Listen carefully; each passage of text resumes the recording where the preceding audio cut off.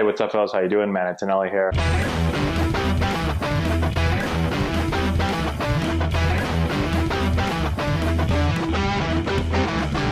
Hey, what's going on, guys? How we doing? Man, Antonelli here. So, I saw this story, and I wanted to talk about it a little bit. It's Mookie Betts talking to the entire team on the first day of spring training. I think this is kind of unique from a player's perspective, especially a new player to the organization.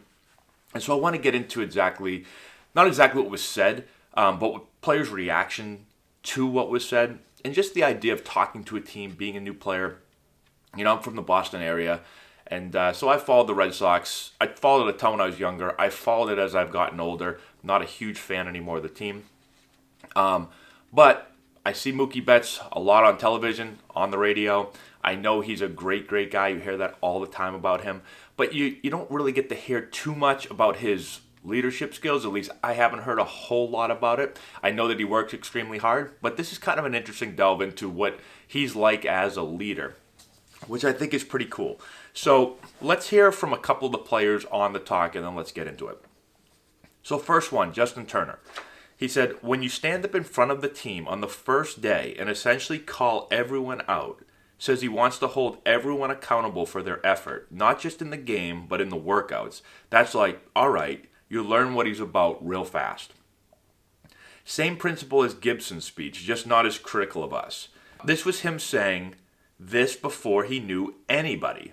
Just signs of leadership. It jumps out at you. Okay, so real quick, the Gibson comment in there. So Kirk Gibson joined the Dodgers in '88, and they were not good the year before, 73 and 89. And he basically got really pissed off and called the team out and called a couple players out and for the way they were handling things. And he was a new player, so they were, some of the reporters were talking to some of the players about it.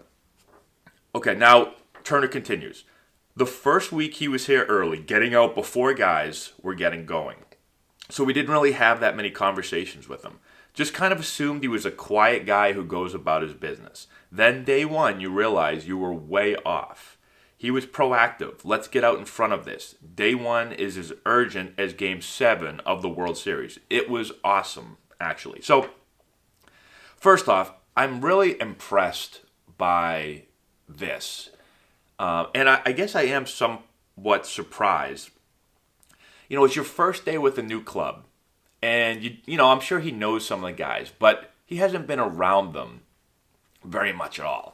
And to be able to get up in front of the team and talk to the team, not just to be able to get up in front of them, but to get up in front of them. I've been a part of a lot of big league spring trainings. I've been a part of a lot of games, whether it was big league games or minor league games. And in my experience, I've never had a new player talk in front of the team on their first day. Now, I've never played with a new player the caliber of Mookie Betts.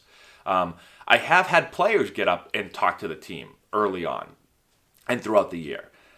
And there were some big name players, but it was always somebody that had been with the team for a while. This is a completely new player to the team. And, I've been new to a lot of teams. I played with 5 different teams in my career. And I know this has to do a little bit with personality. And then obviously maybe a little bit with what type of player you are. If I was Mookie Betts, maybe I'd feel a little bit more comfortable. But I know that the first few days, I'd say the first week with a new organization feels very different. You're used to, like I said in past videos, you're used to your team feeling like your brothers, like your family. You see them every minute of the day pretty much, all season long. That's what it feels like. And then all of a sudden you get thrown into a new clubhouse. And although you may know some guys, you might played with some guys before, maybe you played against a lot of the guys, it's just not the same, and it really feels different. And it always took me about a week, I felt like, till I started to really feel comfortable and feel like I was part of the group and I'd been there, it felt more than just a week. But that's usually how long it took me. So this is really, really, I'm really just impressed with this. Let's see, I took a couple more notes there. I just think overall this is just a sign of what a great leader he really is. And not everyone can do this. And I think it also shows the respect that he's kind of garnered by the way that he's played the game, the way that he's gone about his business. A lot of these players have seen it from afar, right? They see you can see how hard he plays the game. You can see that he plays the game the right way. You also can see that he's a great guy. And I've heard nothing but amazing stories about him. And I'm sure people get that. Playing against him, maybe you know him a little bit off the field. He's also got an MVP, right? And he's won a World Series, so that helps as well. So he's kind of the total package of great guy, works extremely hard, has been really successful, and then obviously has the personality that can come out and talk to guys like that. A couple more things. Kike Hernandez said, "That hit me. The first day of spring training, he addresses a group he doesn't know. That's not easy to do. Regardless of your status in the game, I thought it was great. It was awesome. It was. This is how I play the game. I respected the heck out of him for that. The way he talks about the game, there's a lot of similarities with how I play and how I feel the game should be played. It just made me feel like I'm really looking forward to playing a full season with him and being around him and seeing the type of leader he is. After hearing that, he's not going to just be impactful on the field, also in the clubhouse." So again, really cool stuff. The leaders that I've been around, I think you typically have, usually, either some people are just not leaders at all, okay? Then you've got leaders kind of grouped into two different groups. You've got leaders that lead by example, that are great, they work hard, they're the first ones out at practice, they're the last ones to leave. They just set a great example for how you treat people, but they don't talk to the group. They're not going to be very vocal. They're quiet leaders, but they do everything right. And so you can watch those guys and be like, that's the way it should be. Even though he's not going to tell me that's the way it should be. He's not going to tell anybody. He's not going to talk to the group. By watching him, I see that's the way it's supposed to be. And so I have a tendency to go with him, right? I want to kind of follow him. That's one leader. Then you've got the leader that is just vocal.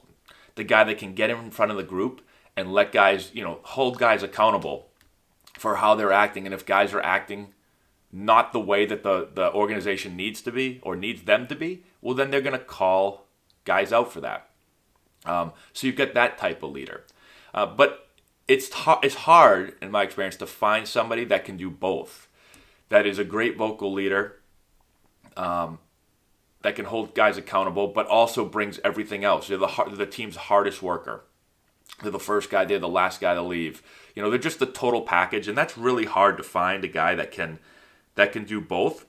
But Mookie Betts clearly seems like he's both. And for the Dodgers, everyone knows what an amazing pickup, right? But when I'm looking at this all the time, I'm always looking at it because I don't know all these guys. I've never met Mookie Betts. I don't know him super well. I just heard stories and stuff. Amazing player, one of the top probably 3 players in the game.